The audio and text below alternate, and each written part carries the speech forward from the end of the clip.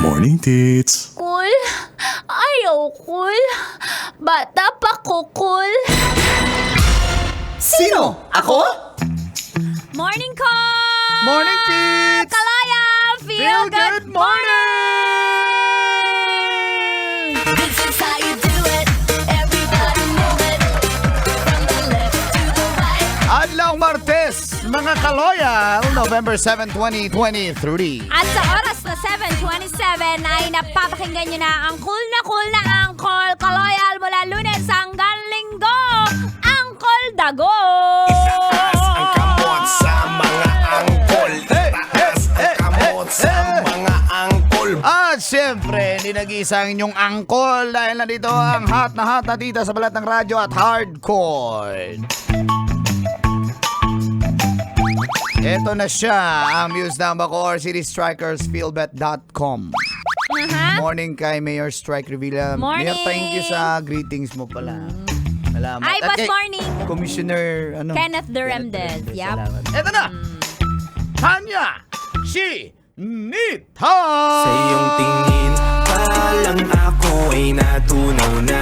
Mga titig mo sa akin nakabighani na. May chinita, girl, may chinita, girl. It's, Call! hindi ka naman masyadong nag-i-EDSA, di ba? Hindi, Pero, hindi ko siya way. Siguro. kung sakali man, Oh. bibisita ka kay Ma'am Lai, kunyari, Oo, Pasig, Pasig, mag-EDSA ka. oo. Wag na wag ka nang pumasok. O wag na wag ka talagang pumasok sa bus lane. Busway, bawal naman talaga yun. Bawal yun. Oo. Disregarding traffic sign. Tapos, alam mo ba, dati-rati ang multa niyan, 1K. So, yung mga mayayaman na nagmamadali, dadaan ako dito, magbabayad lang 1K. Kasi mamadali ako eh. Ngayon, hindi na yan ganon. Kasi, ayon sa MMDA, Tits, Anong parusa na? starting November Nakakatakot, 13. ah. Ngayong November 13, ha? Makinig kayo. Ito po si Attorney Dagol, ha? Wow. Iba na. Attorney Dagol, lahat ng kaso talo. Okay. Effective na po ang mataas na multa. First offense, 5K. Okay? 5K na, first offense. Ayan, so may listahan ka. Second offense, nahuli ka ulit. Pumasok ka sa busway. 10K plus 1 month suspension ng iyong driver's license. Pumasok ka pa rin. Bawal nga. Third offense, dumaan ka sa busway, nahuli ka ng MMDA, 20,000 pesos ang multa plus 1 year suspension ng iyong lisensya.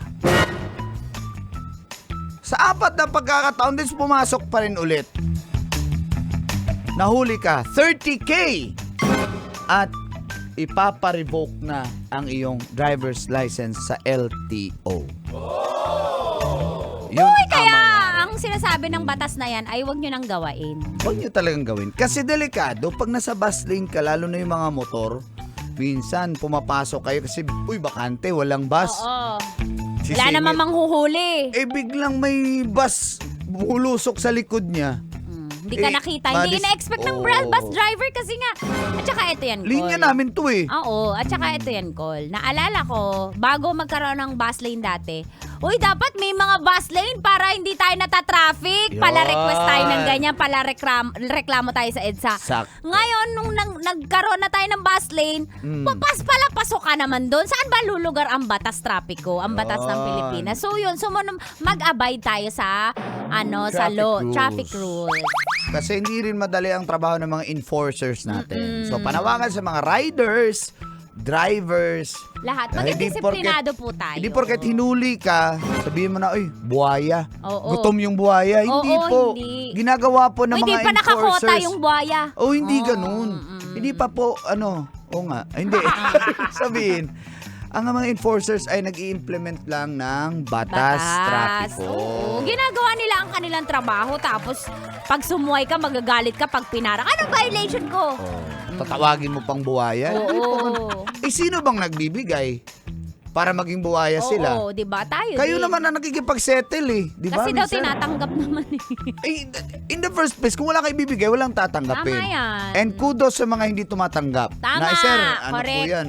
Bawal po Bawal yan. po yan. Mas mabigat po kaso nyo. Nilalagyan nyo ko. Yes, sir. Idol natin yung mga ganyan. Di ba yung mga, Mang Kanor, paano ba? Nung nahuli ka, Mang Kanor? Oo, ano sabi mo, Mang Kanor? Siyempre, hindi ka pala na magbigay ka. Paano? Siyempre magtanong yan. Kung ako ang enforcer, nahuli kita, Tita Tanya. Opo. Sige. Madam, bawal yung busway pumasok ka. Alam mo ba yung permira? Hindi po, kasi nakamatik ako eh. Bamas ka. Kunyari lang, manual yung ano mo. Nag-manual Hindi ka ko sa nga alam. Bakit ako magmamanual kung nakamatik ako? Tigas ng ulo talaga. O sige, arrogance. Arrogance of the law. Excuses no one. Mas arugante ka pala, sigaw ka. Sige, kasuhan ko na lang yung sarili ko. Uncle, ayaw sumunod. Sundin mo muna si Mang Kanor. Kunyari, alam mo. Sige. Sige, Mang Kanor. Alam ko po. Alam mo yung permira. Alam.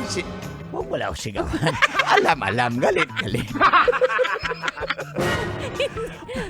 Alam po. May something nga ito ngayong araw. Ang sakit na natinga. Alam. Segunda. Alam po. Tersira. Alam ko po. Kwarta. Alam. Nasa ilalim ng lisensya. Yung kwarta. Galing ni Mang Kanor. Diba? Ay, nako, Mang Kanor. Alam May mga na. paipit-ipit sa lisensya na wag nang ganon. Basta, umiwas na, wag na natin silang Bigyan. bigyan at wag nyo rin pong tanggapin kasi hindi nyo alam kayo rin po enforcer ay minanmanan na. Oo, ng baka, mga- baka trap yun. Entrapment Oo, yun. entrapment yun. Nahuli. Yung enforcer. Yung buhaya. Ay, Tinalian agad. yung buhaya. Yung enforcer. Huwag naman ganun kasi tao din sila. Yung enforcer? Yung buhaya. Ang kakapal ng balat. Yung buhaya. Yung enforcer. Uy, grabe ka naman. Siyempre, araw-araw nakabilad sa araw eh. Yung enforcer? Yung driver. Kaya dapat, mag-sunblock sila. Yung driver? Yung buhaya. Nakanganga sila eh. Yung buhaya. Paano? Enforcer. Nilalangaw na yung bibig. Yung buhaya. Rider. Grabe ka naman, Col. Oo. Ang hirap na nga sa cabinet na i-deliver niya sa sa subdivision. Yung rider? Yung buhaya. At tinali niya sa motor niya yung yung mga Shopee niya. Yung rider. Yung buhaya. Miyo pa naman yung motor niya. Scooter. Anong rider? Ng buhaya. Pero nakita ko nakamotor, wala namang helmet, pero siya yung nanghuhuli. Yung enforcer? Yung buhaya. Uy, in fairness, ang issue sa kanila na motor, mga big bikes na. Sa rider? Hindi, doon sa enforcer. Oo nga. Big bikes yan. Talagang hahabulin ka niyan. Ng enforcer. Ng buhaya. Oo, nakakatakot naman yun. Nakakatuwa yung Yung buhaya, natakot ka? Ha? Natakot ka sa buhaya? Sa driver. Oh. Kasi basta driver.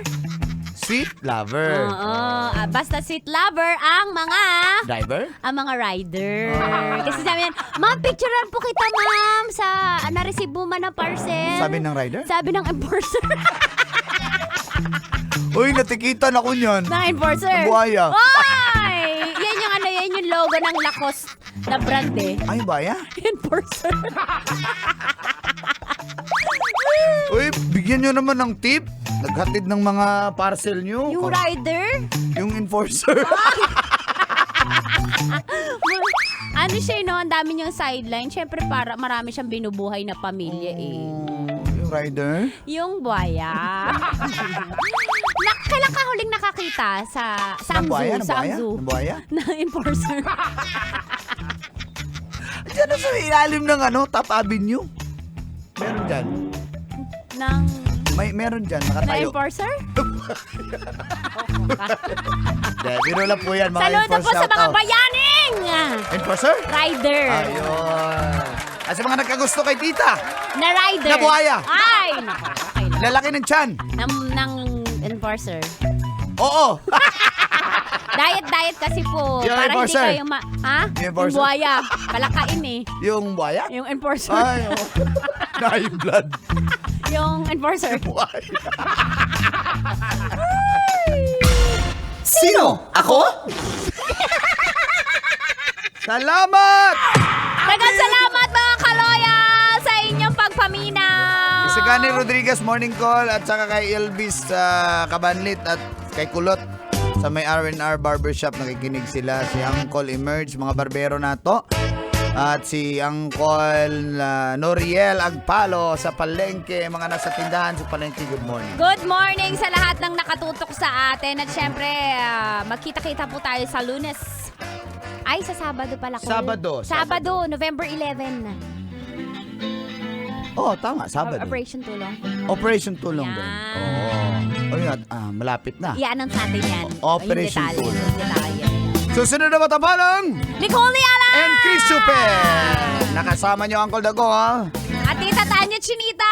Sa istasyon number 1, ito po ang 90.7 Love Radio. Feel good morning!